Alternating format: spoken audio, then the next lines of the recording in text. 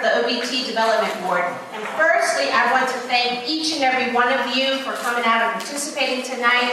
Thank you so much, because you know what? This is a community-wide effort, and we need everyone from the community to show up. So it's not just about us, it's not about our organization, it's not about any individual, but it's about us as a community. It's about Orlando, it's about the Orange Blossom Trail, the Holden Heights community, Paramore, all the communities surrounding all of us. And so we were fortunate enough at the Development Board to receive an allocation from the State of Florida Department of Economic Opportunity, thanks to Representative Bruce Antone and former Senator Jolene Thompson.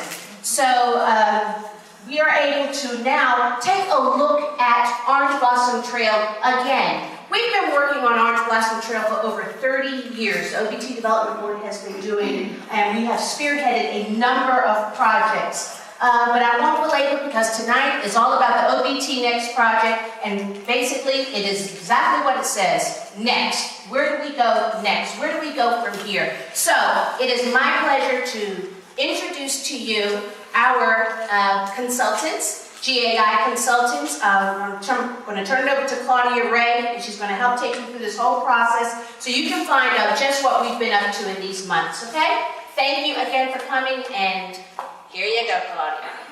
Thank you, Vanessa. So my name is Claudia Ray. I work for the Community Solutions Group from GI Consultant, and like Vanessa mentioned, we are the consultant was selected to actually develop this plan.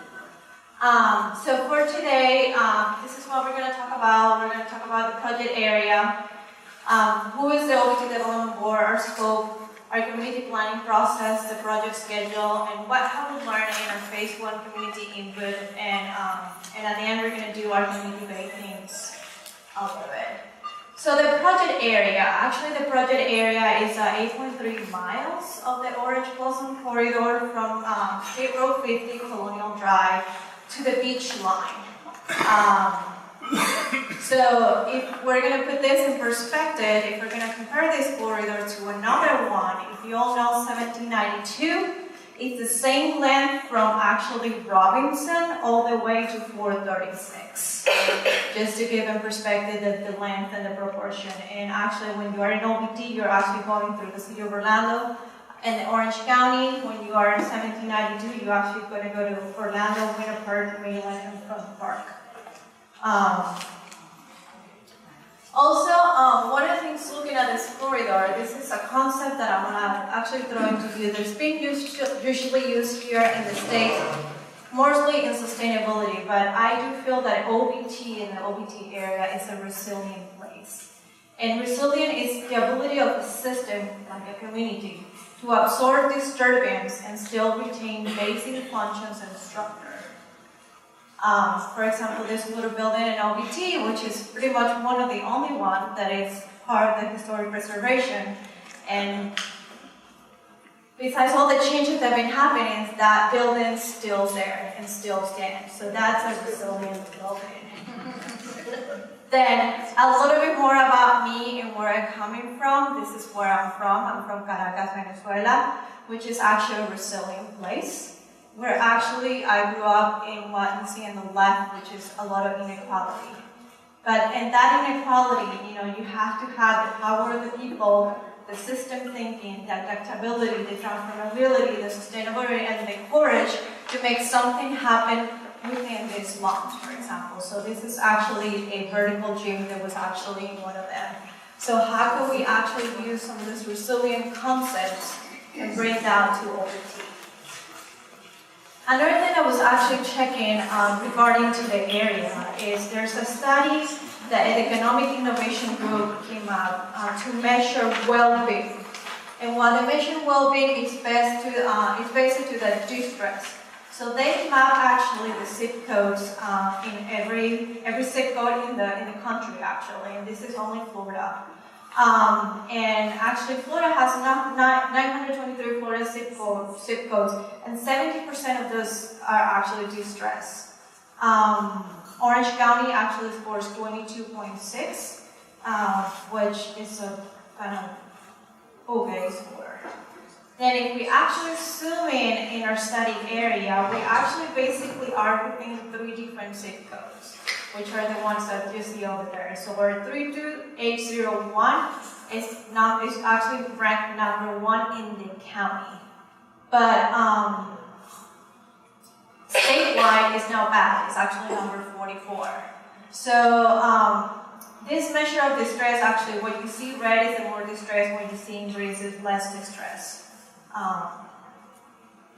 And the methodology that they actually use, they run hand rates of your high school degree, housing vacancy rate, adults are not working, poverty rate, median income ratio, change in employment, and change in business establishment.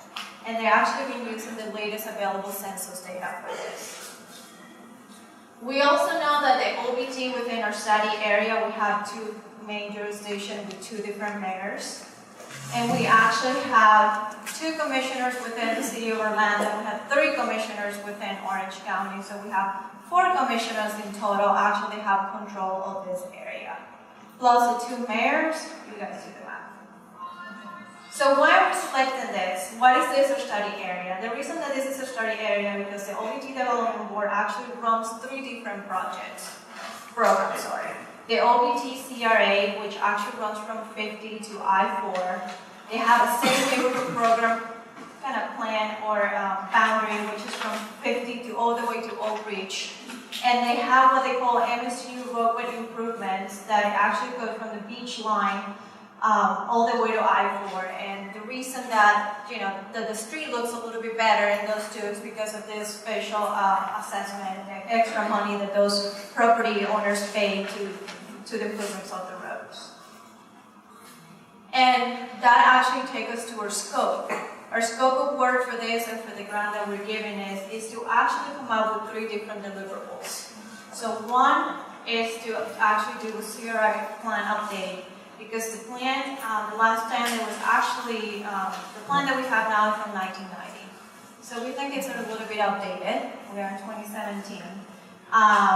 Within that plan, we're going to do a new corridor assessment, which we did. We're going to set up new goals, which we're going to see today. And we're going to develop a capital improvement program. We're also going to do a safe neighborhood plan to actually post some of this neighborhood and see if that boundary, the existing one, makes any sense, so we need to expand this boundary to actually absorb some of the neighborhoods that are not being served. And then for the whole thing, from 50 to the beach line, we're actually going to do an overall master plan, a very high-level plan this has never done before. So like Vanessa mentioned, this grant has been really significant. And winning a grant is really, really hard. And actually the state has their eyes on us, and if we do a really good job, it's a high possibility that the board can actually continue to do what they've been doing for the past 30 years and keep with this improvement and support growth in the area.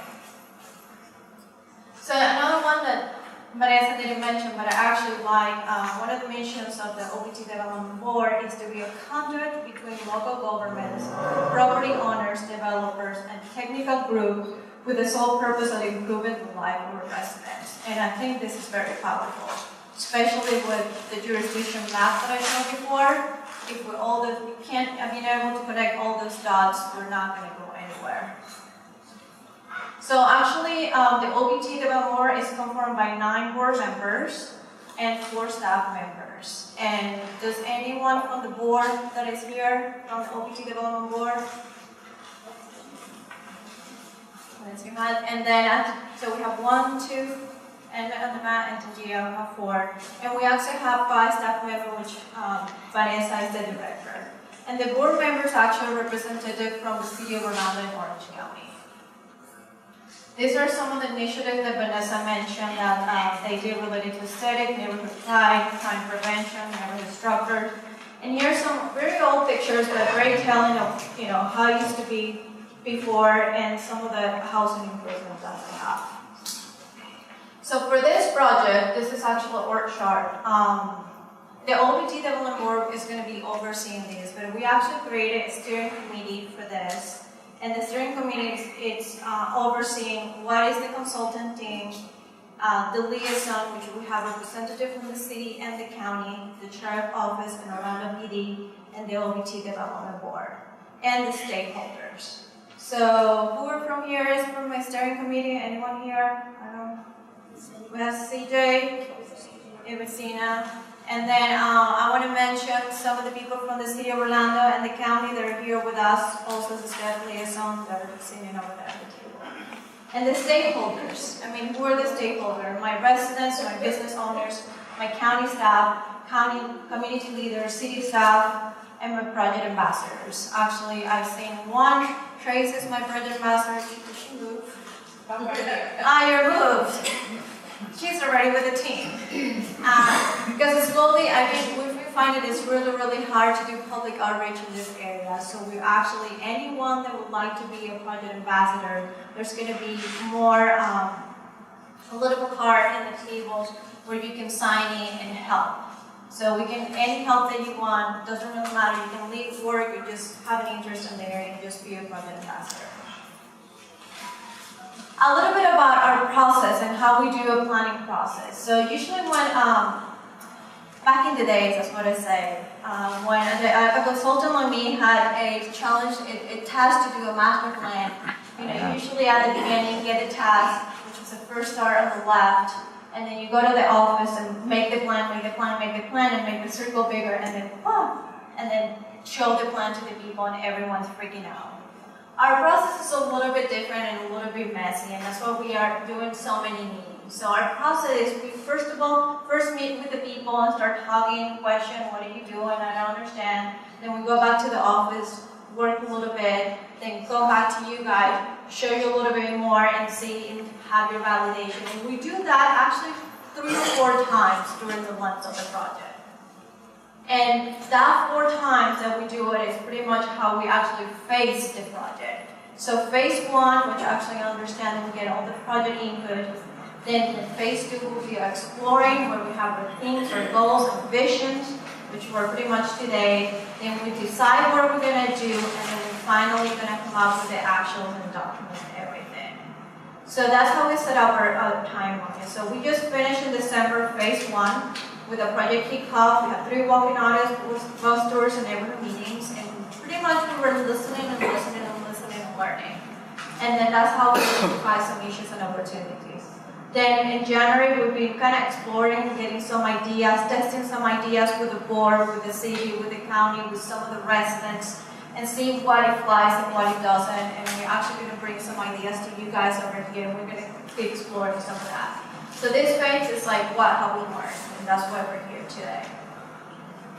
So for our public input, because we have 8.3 miles, we actually divided the area in 5 different areas. So each one of the walking audits and tours happen in each one of these. So you're going to be hearing a lot from me, Area 1, Area 2, Area 5, the whole overall area. Because although we're going to come up with an overall vision, every single of these places are completely different one from another. So on one, we actually already mentioned we have a public kickoff, we walked the streets, we did some mapping exercise.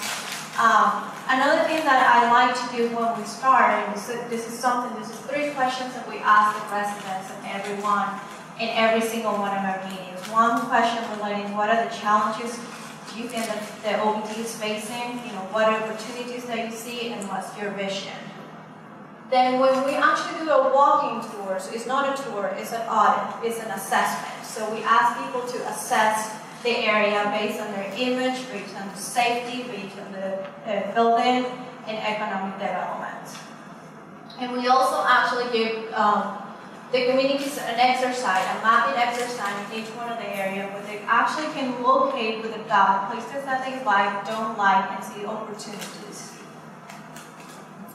And on top of that, we actually have a website, and everything that we've done, you also have the opportunity to go to the website and do this exercise. And we're hosting all these comments over there for the comment cards and actually for the different places as well. So what have we learned? So we went back to our office and we read every single comment. And for actually some of the challenges, not surprising, I'm going to actually read all this because I think it's very important. Crime or perception of crime, vacant old and obsolete buildings on the corridor, uninvolved and absent landlords and property owners, lack of affordable housing and jobs, lack of code enforcement, and some food deserts. What opportunities that we see create a joint city-county code enforcement effort or task force, redevelopment of vacant parcels and buildings, create more affordable housing opportunities, job training, and mentorship programs. And what did you see next? They want a safe place. They want a true destination.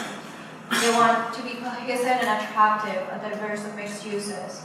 Capitalize on its roadway and system and regional location, and increase the amount of homeownerships.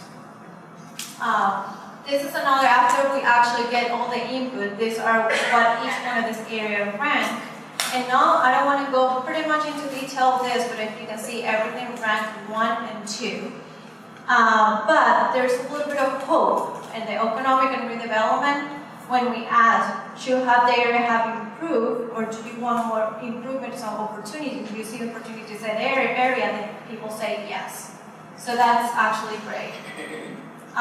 So here are some of the images, you know, when we were walking and taking some of the pictures, what we see. What if people think that there's no comfort image? Because when you walk there, it's like a sea of asphalt. And who's going to feel comfortable there? Sometimes when you're in some of the neighborhoods, you see litter, you see a lot of cars, you see both houses, you see some of the prostitution activities in some of the streets. If you're actually talking about streets, it's the same. I mean, do we have the right bike facilities, for example, for all these people? And unfortunately, we don't. Then in the neighborhood areas, there are some really nice brick streets over there that we can take advantage. Westmoreland and the Paramore area is a great neighborhood street as well. But some of them are a little bit too wide for what they are. Some of them are one-way. They should be two-way. So we've been looking at all that. The building uses an image. Actually, the OBT, especially on the Orlando side, had some beautiful mid-century buildings. Some of them are vacant, but I can see the value of those buildings. Of course, we have bigger retailers like AutoZone, and we actually have some unwanted kind of uses that people don't feel comfortable walking now next to some of the other uses over there, and the activities that happen in some of the, for example, hotels. With the housing, it's pretty much the same. We see little houses actually transforming into daycares. There's also very well-maintained homes, especially in my Area 3. And we actually have new redevelopment and new homes that Orlando Florida Foundation are doing, and Habitat for Humanity. And economic development, the area is good. I mean, we already know that we have a new Citrus Bowl area. That image on the left is actually a brand new Ross. We have projects from Habitat for Humanity, and this is housing project. So for our map exercise, when we actually, instead of having so many words, we actually ask people to locate some places of strength, weaknesses, and opportunities. And I'm not going to read all this, but we actually tabulate and overall what the people were saying in each one of the areas. So in this case, we only have 4 maps, 1, 2, 3, and 5. In area 4, unfortunately, we didn't have anyone in our meeting, so there's no map, so I'm not gonna make up one for area 4. I will find my way how to deal with area 4 later. Things that I like pretty much is, you know, Comfortable Stadium, the new headquarters, the K2 school that is coming. There's a strong neighborhood in proximity to downtown. The Holden High School Community Center, every community center, the branch libraries, a few restaurants and schools in the area, and of course the Florida Mall. Places that they don't like is very similar to what you guys see before. You know, a lot of complaints about crime, prostitution, the area is dangerous, the vacant lands, the adult entertainment places, lack of code enforcement. So this is actually pretty much similar to the rest. The difference is right now we actually put in a dot in each one of these comments, and we know what people are talking. So if they're saying we don't like this building, this street is not safe, we actually have it down. And places of opportunities. I mean, what can we actually do? I mean, we're talking about infill development in some of the vacant parcels. You know, what are we going to do with some of the recreational facility, how we can access to the lakes, job training, take advantage of the stops and the connectivity of the place. So out of that, when people are talking, we actually start listening to how some of the themes or some things are start repeating themselves. So here are our first scan of some common things that we find.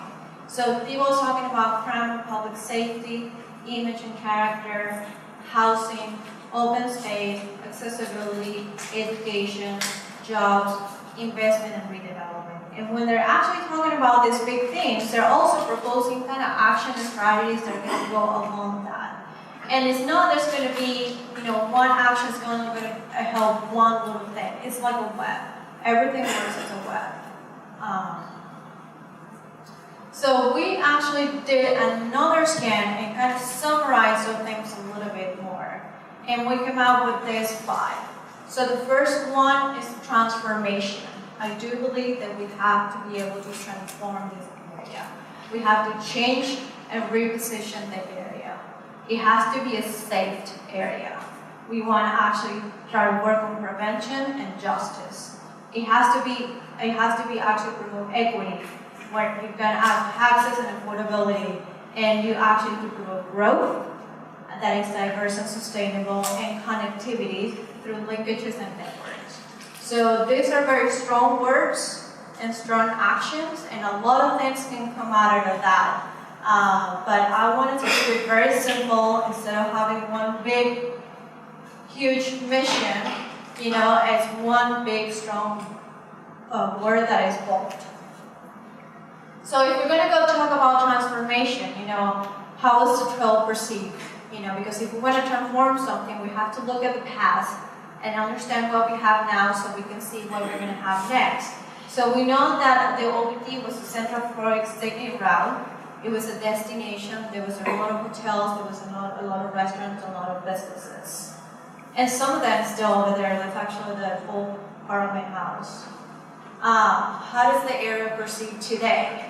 This is what people think. It's like we're going to go to OBT and we're going to find a place of crime, drugs, and prostitution, and we're just going to buy a used car. Generally. I'm not talking about this is what we discover, but if you ask somebody that have not walked OBT like I did, this is what they see. So, but what I want to get through this process is so many things between when you want to transform, you also have to see what we have here that is good and it works. So our natural assets or our lakes are beautiful. Actually, the last picture of that Lake Eleanor, which is, it's not publicly accessed, but I did sneak in through a property. They were actually doing some, sorry, did I say that out loud? Yeah, you did. Yeah. It didn't have no trespassing like every single house. But some of these activities from the first pictures are already happening in some of these lakes, and I'm sure it's a little bit informal, but it's beautiful. Then we have some few destinations like the Campbell World Stadium, we have the Florida Mall and Hotel, Parliament House, and believe it or not, it's still a destination for you to go and buy a car, and it can still be that. Then safety. This is one of the, I was walking in one of the neighborhoods, this is one of the pictures that actually struck me. I mean, there's some memorials in some of these neighborhoods that are very impactful. And, we need to understand, and, this is what we have now, but how can we change that? I'm not going to go into crime data too much in this, because first of all, depends how you actually use the data is what's going to show.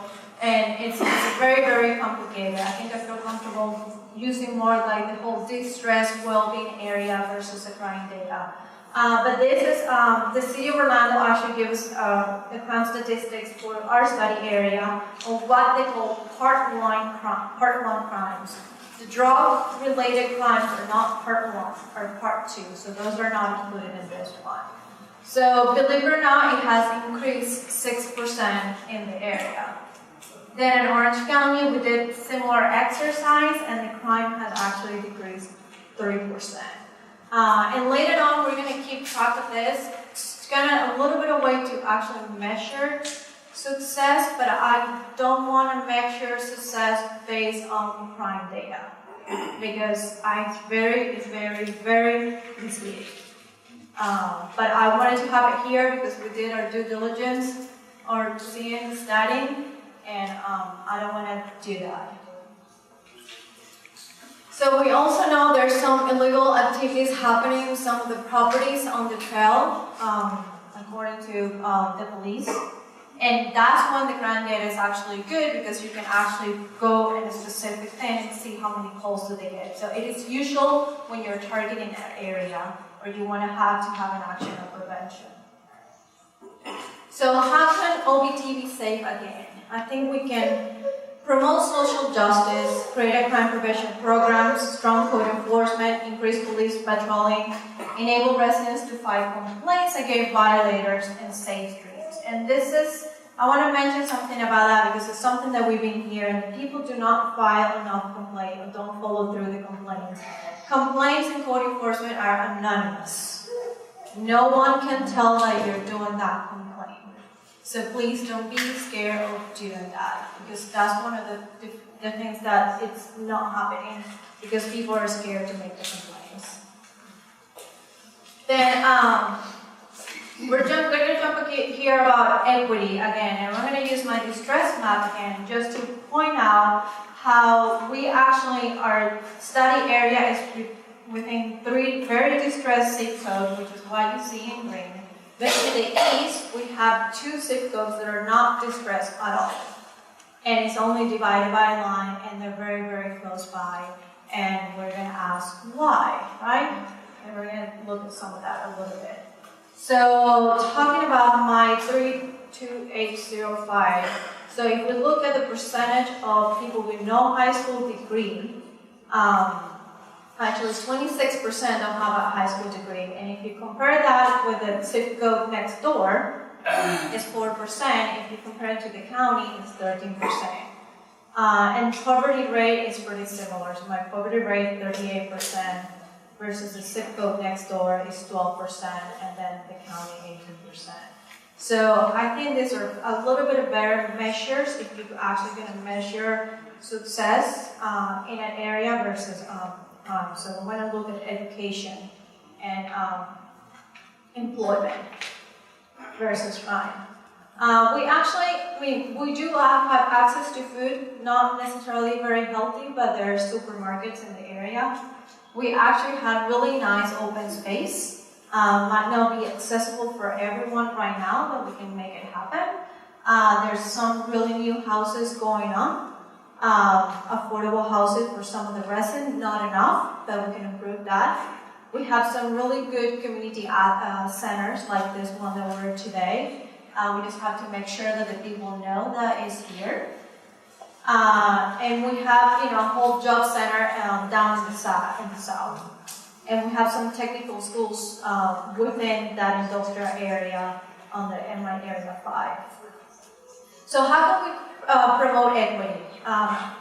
I think we have to collectively manage and govern this area to actually get into the equity conversation. We actually have to do create affordable housing, access to jobs, education, and skill training, access to health, food, open space, and community service.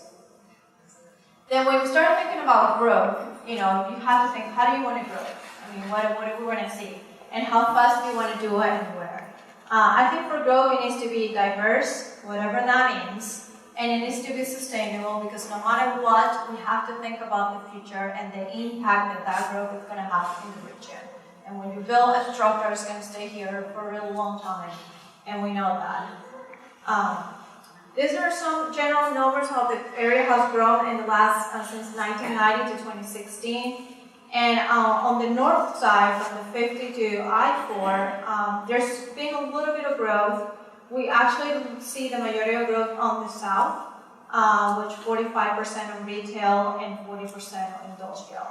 And as we can see, an office, there's just been a little bit of office. It's mostly retail and industrial.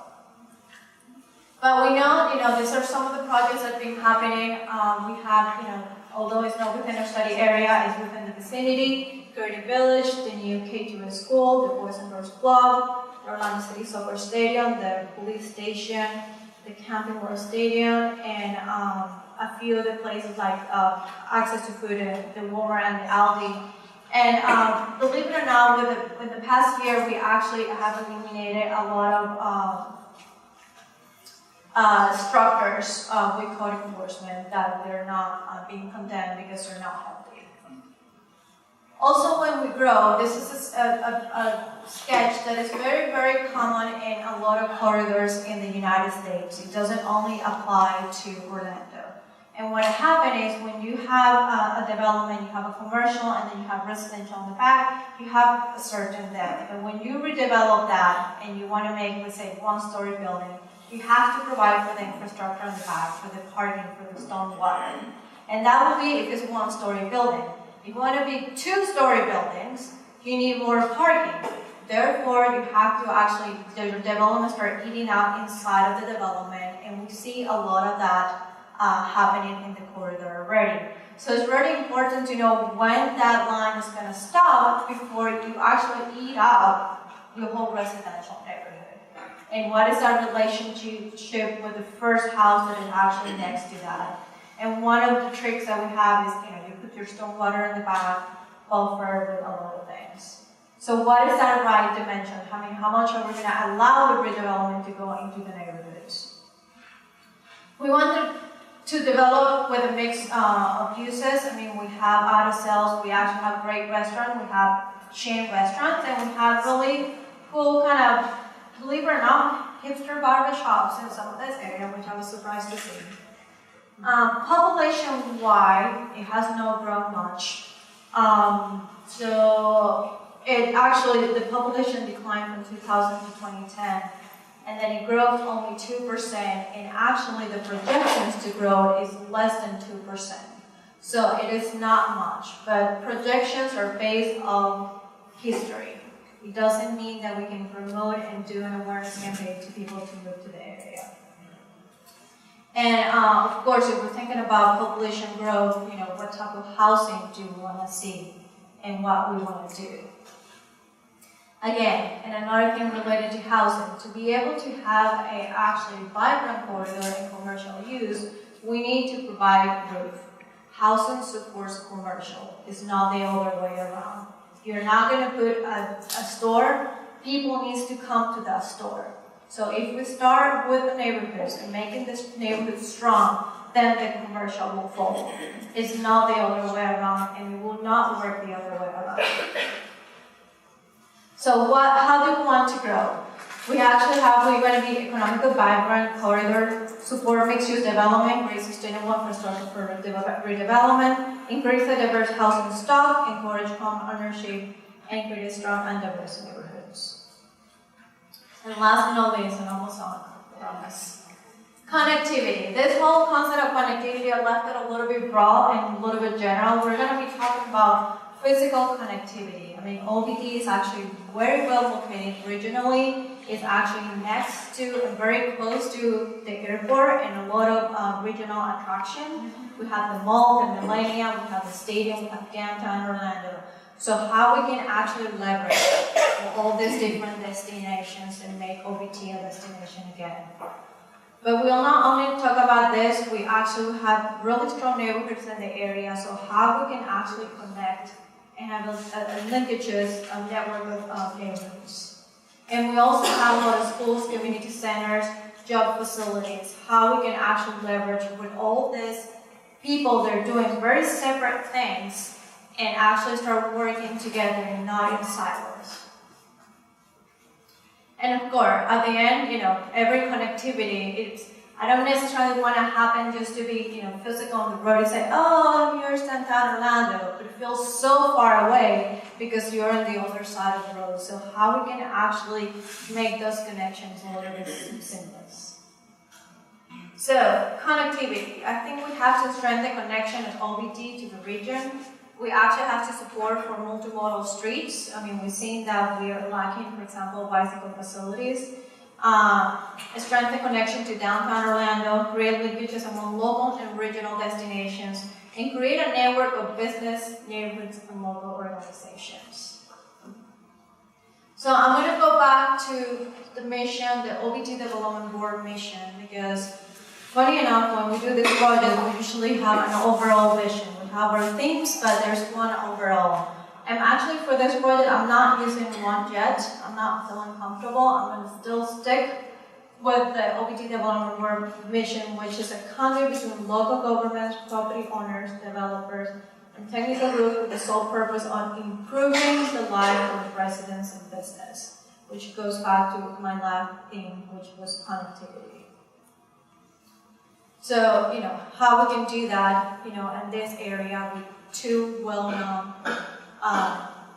jurisdiction, which is the county and the city. And I think we're doing a really good job in actually understanding each one of them. We have two different planning department, code enforcement, work, transportation, all of that, but we all know that we can work together. There's already some organizations in the area like Metro Plan Orlando, like East Central, East Central Florida Regional Planning Council.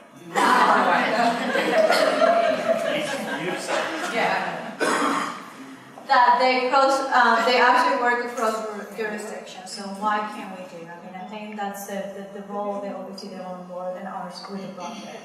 So what's next? Actually, the next meeting we're supposed to have at this meeting in maybe 3 months, which we're actually going to come with some more plans, actual plans, for you guys to validate and see and move things a little bit forward.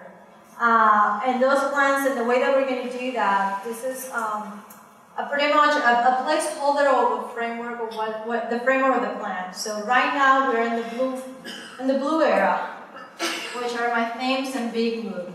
And after we select what are my themes and making sure that everyone is comfortable with these 5 things that we're talking about, and if we're missing one, we're going to actually do an exercise for you guys to tell us. Then what are those big moves that can happen in each one of my single areas? And then we're going to move to the actions, the strategies, our players in the area, and then we're actually going to get into cost and funding.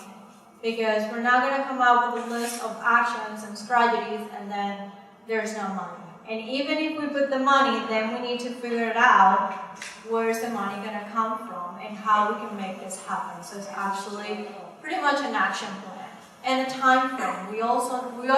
Everyone needs deadlines, so we have to have a time frame. And of course, all this is going to be where in a physical location, and it's going to go into a plan. So, just for you guys to stay connected, if you're don't know about our website, we have a website. This presentation will actually be uploaded there.